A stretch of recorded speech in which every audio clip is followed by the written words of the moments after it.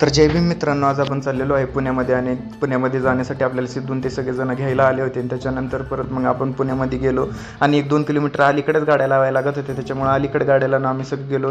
पूर्ण रस्त्याने जिथं बाबा तिथं नुसती गर्दी झाली होती आणि पूर्ण एकदम आपलं पुण्याला एकदम सजवून टाकलं होतं मित्रांनो. आणि त्याच्यानंतर तुम्ही बघू शकता की प्रत्येक जागी DJ ते सगळीकडे होते. मी ईश्वर आला नव्हता म्हणून त्याला आम्ही व्हिडिओ कॉलवर ते सगळं दाखवलं आणि ती सगळीकडे नुसती सजावट झाली होती. त्याच्यानंतर आम्ही थोडंसं डान्स ते केला आणि दुसऱ्या लोकेशनसाठी आम्ही तिथून निघलो. दुसरी लोकेशन म्हणजे कुठं पिंपरी चिंचवडसाठी आम्ही तिथून निघलो आणि गाड्या पहिल्यांदा बघितल्या तर पुढं बी गाड्या मागे गाड्या. त्याच्यानंतर ट्रॅफिक थोडं झालं तर पूर्ण रस्त्यांनी पण जल्लोष चालू होता.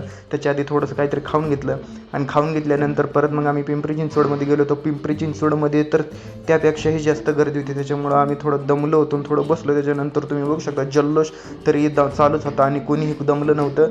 सगळ्यांच्या अंगामध्ये तशीच तेवढीच ताकद होती जेवढी घरातून निघता नव्हती. त्याच्यानंतर परत सेलिब्रेशन चालू होतं, फटाके बी फुटत होते. पण तेवढ्यात आमच्या लक्षात आलं की स्वप्नील पायकराव कुठं दिसत नाही. स्वप्न्या मागं राहिला होता, पण नंतर गाडी कशी गेली होती तिथंच होता उभा. त्याच्यानंतर त्याला तिथून घेतलं, त्याला विचारलं कुठं होता, तर तो म्हणला मी तिकडं नाचत होतो आणि त्याच्यामुळं मग लेट झाला. सगळा कार्यक्रम करून आम्ही शेवटी आमच्या घरी आलो.